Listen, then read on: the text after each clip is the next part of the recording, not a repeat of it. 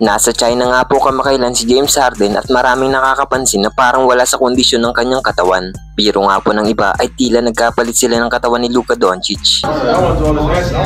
He wants to play her. At dito sa viral na kumakalat na video ni Harden habang nagpa-practice sa China ay kitang-kita ang kanyang medyo malaking upper body.